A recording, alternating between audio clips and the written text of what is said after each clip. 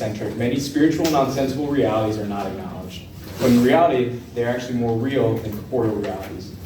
Therefore, the Thesis will try to educate the reader on the influences the celestial beings can have on man by arguing that there is a primacy to the intellectual promptings, and there is a fittingness that these influences take place within the intellect with regard to man and his actions. By virtue of their nature, these celestial beings have a very intentional mode of operation regarding their interactions and relations with man. This intentionality is rooted in the simple yet scary reality that all angels care about is getting humans to heaven, and all demons care about is getting humans to hell. This thesis will consist of 3 parts, beginning with part 1, the nature of human actions. Following the train of thought of St. Thomas Aquinas, this thesis will briefly touch on the 12 steps to human action, as mentioned in John Shea's book, The Kristian Moral Life. The purpose of this section is to highlight the importance and integral role that intellect plays within the discernment of human actions without reducing the importance of the will, but establishing a primacy within that faculty. Step 1 is a simple act of apprehension, which is the first step of the intellect in general. For all intellectual activities begin with this first step. St. Thomas states that this, quote, the operation by which the intellect apprehends just the essence of a thing alone, end quote. Following simple apprehension is the first step of the will, that being the desire for the good apprehended. If the intellect is to take these things and concepts from step 1 and form goals, which is step 3, then the will must be active and present, desiring the good which has been apprehended in step 1. Step 3 returns back to the intellect as the end or goal of the action is understood. For the first step of the intellect was to form the concepts by way of simple apprehension. The second step of the intellect is, quote, the operation of composing and dividing these concepts into premises that properly reflect reality, end quote.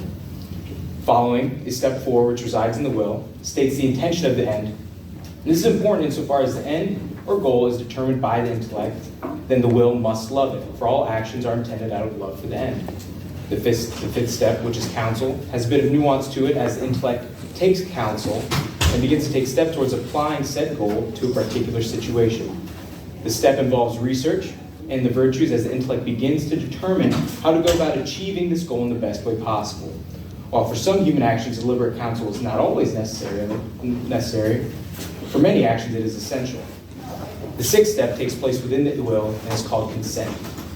After the proper way of accomplishing this end is determined through counsel, there needs to be a consent of the will to the idea proposed by the intellect. The final 6 steps are headed by step 7, which is described as judgment. Once the will consents to the prospective action, the intellect needs to further judge the action insofar as it is in accordance with the desired end. It is here in judgment that the intellect perfects the action into acts of wisdom. Furthermore, step 8, the choice highlights the reality that once the intellect has judged the correct action, then he will choose it, and then the will chooses it based on love of its end. Step 9 is the command, which the intellect commands the will to carry out the said action that was determined. Following step 10 is known as execution, where the will executes the command that the intellect presented and caused that body to act. This step leads to the completion of the act itself. The following 2 steps occur after the completion of the act and are what allow humans to achieve happiness that comes from attaining a good end. Step 11 is the contemplation of the end which was attained, for the intellect contemplates the good of the completion of the act. And step 12, joy in the end attained, works hand in hand with step 11 as it finally rests in the good that was desired and achieved. The resting act is an act of joy. In conclusion, within every human action, man is faced with more than just a choice. Rather, it is choosing Christic friendship with God or not. Therefore, it is very important to know the 12 steps of human action so that man knows how he even chooses this friendship with God in the first place and chooses to delight in his love. Part 2 of this thesis will begin our discussion on angels and celestial beings at large. With regard to the origin and creation of angels, the church has no hard stance or teaching as to how they came to be. However, many doctors of the church have come forward with proposals as to how these celestial beings came into existence. For example, St. Augustine has one of the more popular takes within his unfinished commentary on Genesis, where he proposes the reality that in Genesis 1:3, when God said, "Let there be light," this is a direct reference to the creation of the angels. Obviously, there was no physical light being present as the sun had not been created yet, therefore there was no source of physical light. Therefore, this light that God may have been referring to is actually the spiritual light, and the spiritual light are the angels. Dr. Miravalli affirms this when he states, quote, angels are secondary spiritual lights who receive their brightness from the first light, which is without beginning in God himself, end quote. With the how regarding angels roughly addressed, this essay can now move on to what angels are. As a disclaimer, much of what has been discussed regarding the substance of angels has been a topic of theological opinion within the traditions of the church.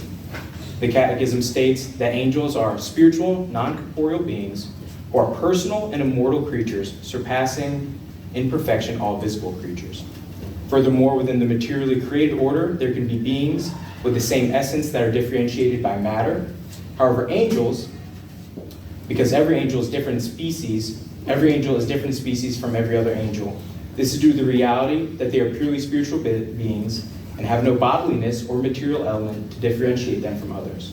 Thus, they cannot be distinguished among their members except by virtue of their species, making every angel a different species. Angels, by virtue of their immateriality, are incorruptible, and by their very nature are therefore immortal. Building off their immateriality, angels can be said to be in a place by application, as through their wills they engage in an activity which acts upon a physical thing. This movement of the angels is not the movement humans think of, rather the movement happens by way of them increasing their power and influence in one specific place or another. Insofar as they know things, they possess a God-infused knowledge of natural things, as Dr. Miravalli compares to a computer that arrives with a hard drive downloaded with all the necessary information. They do not learn things, rather they have a perfect intellect that knows the object in question immediately at the moment the object is presented in their intellect. However, despite this perfect knowledge of all natural things, by virtue of their perfect intellect, they still have a will that is tasked to accept or reject the realities proposed. And this was very present when the angels were given the revelation of the incarnation. How the angels handled this reality of the incarnation will segue into the next section, which addresses the fall of the angels. In light of their free will and their ability to choose, many commentators believe that after the angels were created, but before they were given the glory of the beatific vision, they were to experience a testing of the will. This testing of the will was most likely an insight to the future regarding the incarnation, that at some point in the near future, the angels would soon have to worship a man, a God-man by the name of Jesus Christ. Building off of St. Augustine's commentary on Genesis, it is believed that this moral testing occurred on day one of creation, as God created light, and it was good, and separated light from the darkness. God called the light day, and darkness he called night. After light beings were created, this moral testing occurred, and from that light came darkness. To assume that this darkness refers to the fall of the angels is a direct interpretation of Scripture, as Christ says, but people prefer darkness to light, and because their works were evil.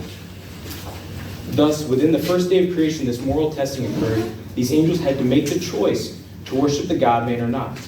The majority, being 2/3 as found in Revelation, of the angelic beings said, yes, I will serve.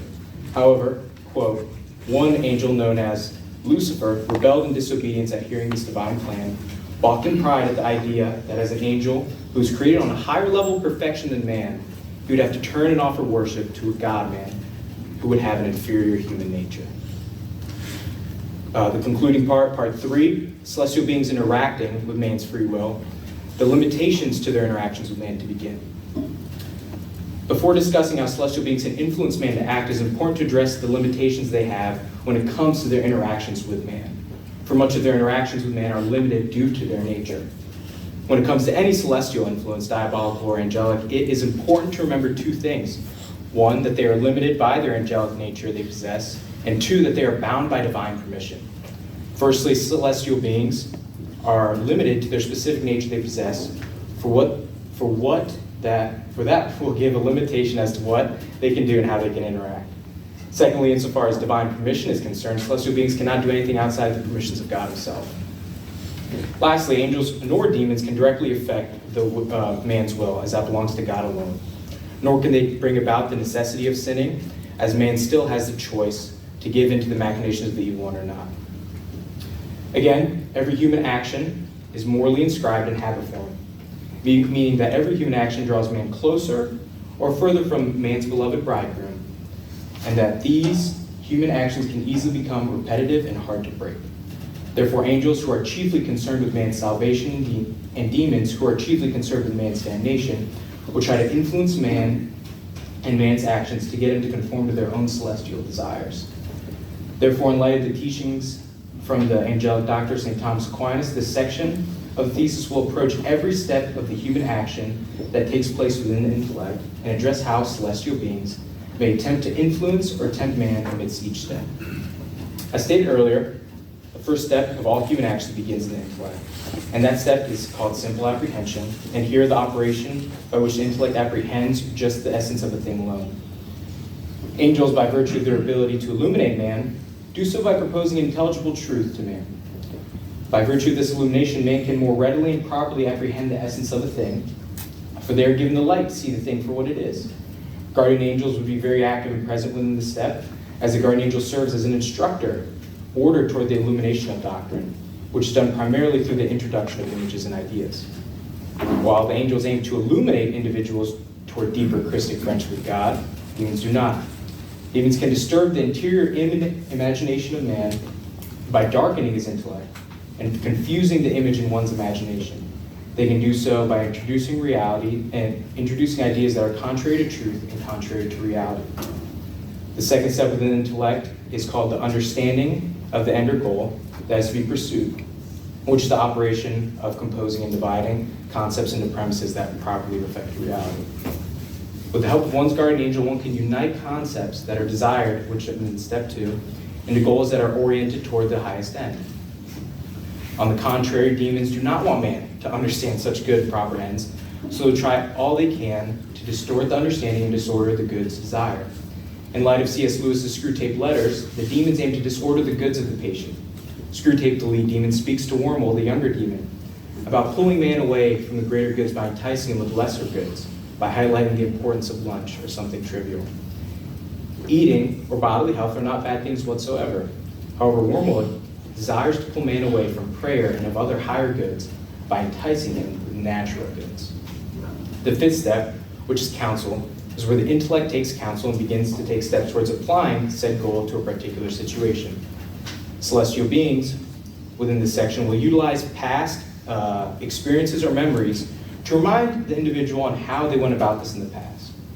From the angel's perspective, if the individual handled a similar situation with great grace before, or if they had seen someone handle a situation with great grace, they will aim to remind the individual of that. Demons, because they still maintain their abilities and have the ability to do the same thing angels can, just for the sake of evil, will do the same. Demons, by bringing to the forefront past sins, utilize memories as a form of temptation for the individual. It is not limited to one's personal and subjective sins, while the witnessing the sins of others can have a similar effect regarding the individual's memory.